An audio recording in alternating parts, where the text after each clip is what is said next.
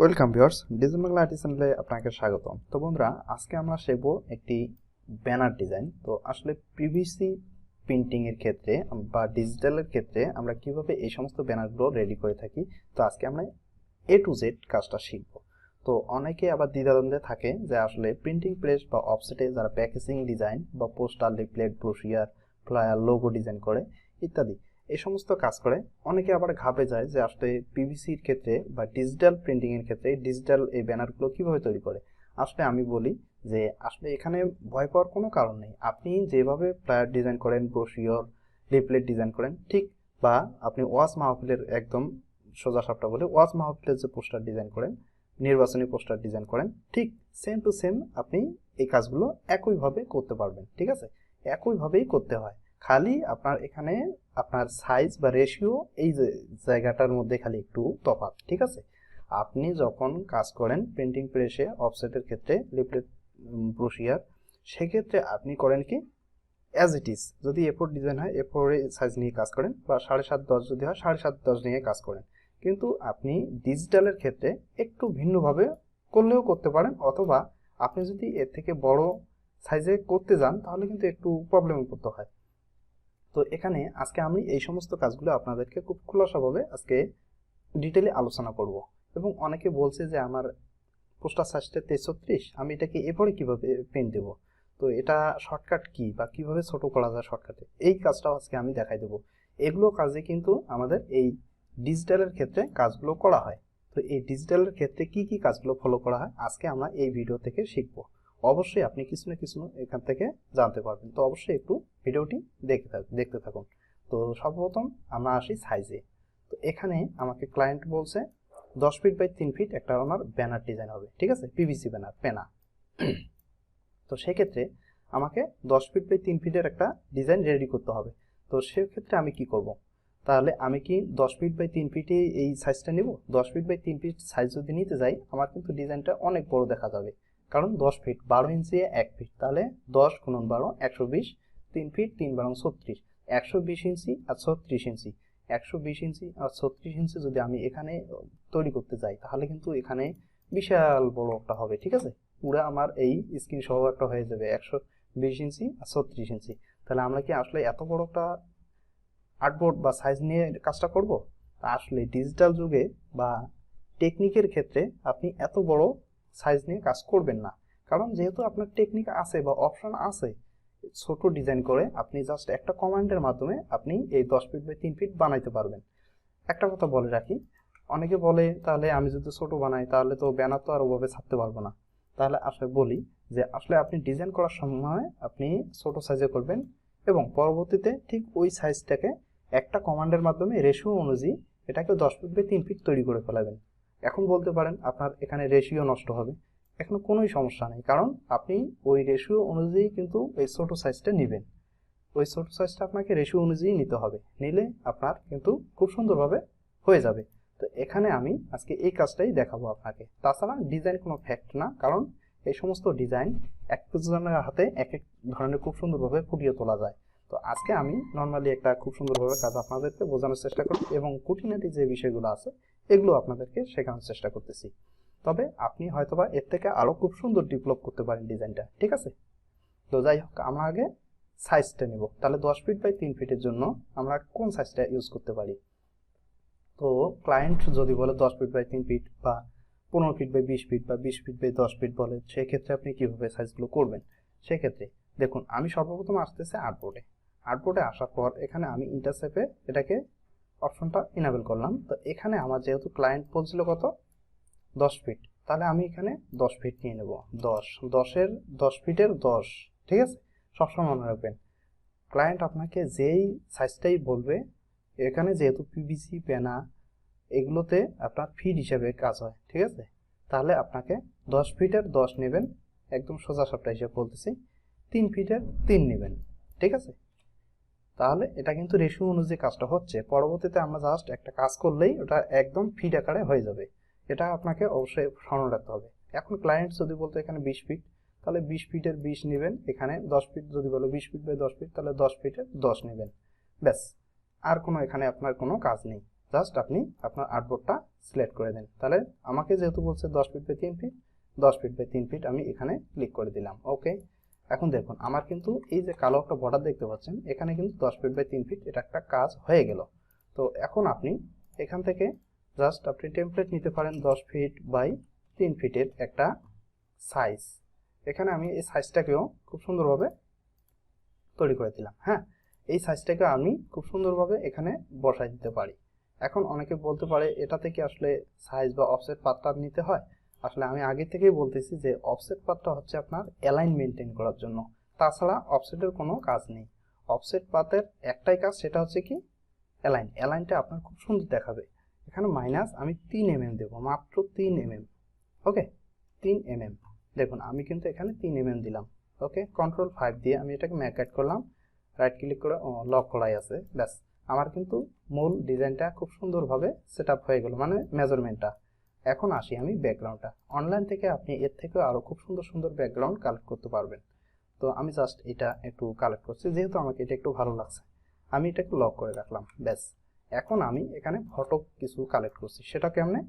এটা আমি জাস্ট একটা এই রাউন্ড সার্কেল নিয়ে ফটোটা জাস্ট ক্রপ করছি, ম্যাক ক্লিপিং করছি। তো এখানে আর কিছুই নেই, এই জন্য আমি ডিটেলে আলোচনা করতেছি না। ওকে, আপনি এর থেকে আরও খুব সুন্দর সুন্দর ক্যাটাগরিতে ডিজাইনগুলো তৈরি করে বসাতে পারবেন। ওকে, গেল, আমি ফটোগুলো বসালাম। এখন আপনি বলতে পারেন যে আপনি যে এখানে এই পর্যন্ত দিয়ে দিলেন এবং এদিকে এই যে এই পর্যন্ত দিয়ে দিলেন, এটা কেটে যাবে না?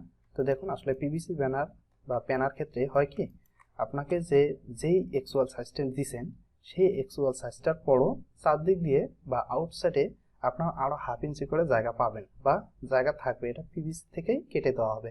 হাফ ইঞ্চি বাইরের দিকে পাবেন, ঠিক এই এতটুকু সিস্টেম পাবেন আপনি, এই যেভাবে চারদিক দিয়ে সাদা থাকবে। এই জন্য আমার এখানে আর কেটে যাওয়ার কোনো রকম সংখ্যা নাই, আর কাটলেও কোনো সমস্যা নেই। এটা তো আর বইয়ের ফর্মা না বা বইয়ের ডিজাইন না, বা এটা যে কেটে গেলেই টেক্সট নষ্ট, এটা হচ্ছে একটা প্যানা পিভিসি। ঠিক আছে, তো যাই হোক আমার এই সেট আপটা হয়ে গেল। এখন আমি আসি সর্বপ্রথম কি উপলক্ষে আমরা ব্যানারটা তৈরি করতেছি সেটাকে আমরা হাইলাইট করব। তো এখানে আমি নামটা লিখছি এবং একটা শ্যাডো ইউজ করছি এবং ওভারস্ট্রোক ইউজ করছি, তাছাড়া এখানে আর দ্বিতীয় কিছুই নেই। ঠিক আছে, এগুলো অবশ্যই আপনারা আরও সুন্দরভাবে দিতে পারেন, এজন্য আমি কিন্তু এত ডিটেইলে আলোচনা করতেছি না, জাস্ট আমি আজকে দেখাবো টেকনিকগুলো। ওকে, এখন আমি আসতেছি স্থান নিয়ে। স্থানটা আমাদের কোথায় বা গন্তব্য, আমরা কোথায় যাব না যাব সেটা আমি এখানে খুব সুন্দরভাবে বসাবো। এখানে আমাদের স্থানটা টুঙ্গিপাড়া। ঠিক আছে, তো এই জন্য আমি টুঙ্গিপাড়া দিয়ে দিলাম, এটাকে একটু আমি খুব সুন্দরভাবে বসাই দিলাম, ব্যাস আমাদের কিন্তু এখানে হয়ে গেল। ঠিক আছে, এটা একটু উপরে বসাই দেই, ব্যাস হয়ে গেল। এখন আসি ডেট বা তারিখটা কত তারিখে হবে সেটা আপনি বসাই দিবেন, এবং তারিখের পর কোন প্রতিষ্ঠানের পক্ষ থেকে যাচ্ছেন, বা আপনাদের যদি আরও কিছু থেকে থাকে যে আপনাদের র্যাফেল ড্র বা কুইজ প্রতিযোগিতা অনুষ্ঠান আর অন্যান্য কিছু থেকে থাকে, সেগুলো আপনারা এখানে অ্যাডজাস্ট করতে পারেন। সেক্ষেত্রে আপনার ক্যাটাগরিটা একটু আলাদা হতে পারে, কোনো দরকার বলা নাই, ব্যাপার না, কারণ আপনি আপনার মতো করে ডিজাইন করবেন। তো আমি মোটামুটি এই যে দেখুন 2-4টা টেক্সট এবং 2-1টা ছবি দিয়ে এটাকে জাস্ট একটু তৈরি করছি। তো মোটামুটি যাই হোক, একদম খারাপ না, আমার কাছে ভালো লাগতেছে, আপনার কাছে হয়তো না লাগবে, এর থেকে আরও আপনি ডেভেলপ করতে পারবেন, এটা হচ্ছে ব্যাপার। ঠিক আছে, তাহলে আমার কিন্তু ডিজাইনটা মোটামুটি হয়ে গেল। এখন আমরা আসবো মূল পয়েন্টে, সেটা হচ্ছে কি, আমরা যে এটা কাজ করলাম 10 ইঞ্চি বাই 3 ইঞ্চিতে, এটাকে তো আমার এভাবে তো আর আউটপুট ছাড়া যাবে না। 10 ইঞ্চি বাই 3 ইঞ্চি আউটপুট ছাড়লে আপনার কিন্তু 10 ইঞ্চি বাই 3 ইঞ্চিই পাবেন, আপনি 10 ফিট বাই 3 ফিট পাবেন না। এটাকে আমি কন্ট্রোল জি দিয়ে গ্রুপ করে নিই আগে।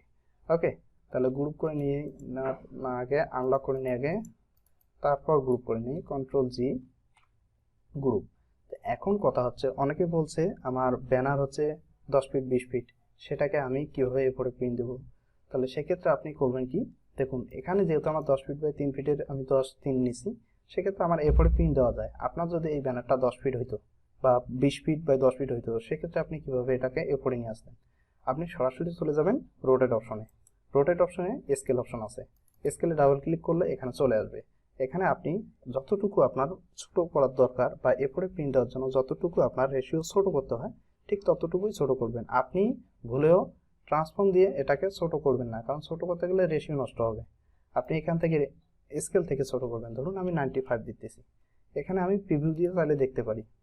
দেখুন আমি প্রিভিউ দিলাম, দেখুন আমার আর্টবোর্ড থেকে আমার ডিজাইনটা 5% ছোট হয়েছে। 95 দিছিলাম আমি, এখান থেকে 5% ছোট হয়েছে, ঠিক আছে? তাহলে 5% ছোট হয়েছে। ঠিক এভাবে কিন্তু আপনারা কাজটা করতে পারেন। আপনার যতটুকু ছোট দরকার 50% বা 60% দিয়ে এটাকে ছোট করে নেবেন, ব্যাস, আর কোনো প্রবলেম নাই। এখন আসি আমরা, যেহেতু আমরা পিভিসি এটা আন্ডু দিয়ে নেই, পিভিসি আউটপুট ছাড়বো এবং এটা সাইজ হচ্ছে আমার 10 ফিট বাই 3 ফিট, কিন্তু আমি ডিজাইন করছি 10 ইঞ্চি বাই 3 ইঞ্চিতে। এখন এটাকে আমি কিভাবে 10 ফিট বাই 3 ফিট তৈরি করব? এখন আপনি বলতে পারেন এটা তো একদম ইজিলি ব্যাপার, আপনি এখান থেকে 10-এর জায়গায় 120 ইঞ্চি, যেহেতু ইঞ্চি ফরম্যাটে আছে, এবং এখানে 3 ইঞ্চির জায়গায় 36 ইঞ্চি করে দিতে পারেন। দেখুন এভাবে কিন্তু এখানে কখনো কাজটা করবেন না। এভাবে করতে গেলে আপনার হয়তোবা কোনো টেক্সট আউটলাইন না থাকার কারণে বা কোনো একটা সমস্যার কারণে এদিকে একটু বের হয়ে আছে, অন্য একটা ডিজাইনের ক্ষেত্রে এখানে লিঙ্ক হয়ে আছে, সেক্ষেত্রে আপনার কিন্তু ডিজাইনটা ভস্কে যাবে বা একদম রেশু নষ্ট হয়ে যাবে। সেক্ষেত্রে আপনি করবেন কি, জাস্ট আপনি ডিজাইনটাকে সিলেক্ট করে নেবেন। সিলেক্ট করে নেওয়ার পর এই যে স্কেল টুলটা আছে, এই স্কেল টুলের কাছে চলে আসবেন ডাবল ক্লিক করে। এখন এখানে আপনার দিতে হবে কি, যেহেতু আপনার এটা 10 ফিটকে বানাবেন কি 10 ইঞ্চিকে বানাবেন 10 ফিট এবং 3 ইঞ্চিকে বানাবেন 3 ফিট, তাহলে ওই ক্ষেত্রে আমরা এখানে দেব কি 1200 রেজুলেশন দেব। এখানে কত পার্সেন্ট? 1200% দেব। 1200% দেওয়ার উদ্দেশ্য একটাই, আমাদের এক ফিট সমান কত ইঞ্চি? 12 ইঞ্চি, ঠিক আছে? তাহলে 12 ইঞ্চি যদি 1 ফিট হয়, তাহলে আমার আছে 10 ফিট বাই 3 ফিট, তাহলে ওই ক্ষেত্রে আমরা 1200 দিতেছি এখানে। ওকে, প্রেস। আমি ডিজাইনটাকে মোটামুটি একটু রিডিউস করে ছোট করে নিতেছি, দেখি আমার এখন সাইজটা কত আসলো। যাই হোক, আমার সাইজটা এখন দেখুন এখানে 10 ইঞ্চির জায়গায় আমার হলো 120 এবং 3-এর জায়গায় 36 হলো, ঠিক আছে? আমরা এখন এটাকে ফিট হিসেবে দেখব। এখানে ফিট বাই ইঞ্চি, দেখুন এখানে 9 ফিট গুণন 12 ইঞ্চি, মানে একবারে টোটালি আপনার ওই 10 ফিটটা আর কি শো করতেছে না, এখানে 3 ফিট বলতেছে, ঠিক আছে? 3 ফিট আর এখানে 9 ফিট 12 ইঞ্চি, মানে 12 ইঞ্চি মানে 1 ফিট, আমরা তো বুঝতেই পারতেছি। তাহলে অবশ্যই আমরা এখানে 10 ফিট বুঝতেছি, ঠিক আছে? তাহলে ঠিক এভাবে কিন্তু আপনারা কাজটা করবেন।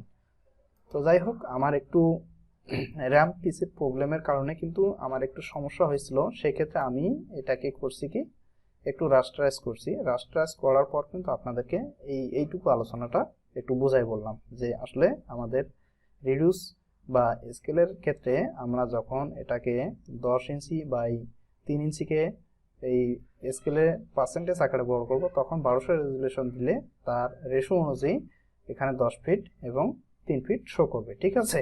অথবা এখানে আপনার দেখুন ইঞ্চি কত আসতেছে, ইঞ্চি 120 বাই 36। ওকে, তাহলে আমাদের ঠিক এভাবে ছাড়তে হবে।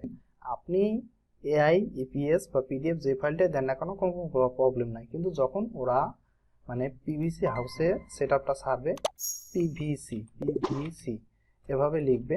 পিভিসি লেখার পর এখানে আসুন, দেখুন এখানে কিন্তু অনেকগুলো অপশন আছে, তার মধ্যে আপনাকে কোন অপশনটা চুজ করতে হবে। তো আপনি দেখুন এখান থেকে আপনার যেহেতু আসতেছে কয়েকটা format, PDF, EPS, AI, AIT, HVG, তাহলে আপনি এখান থেকে আর একটা অপশন আসার কথা ছিল, কিন্তু এখানে আসতেছে না, কারণ এটা এআই ফাইল না, তো এই কারণে আসতেছে না।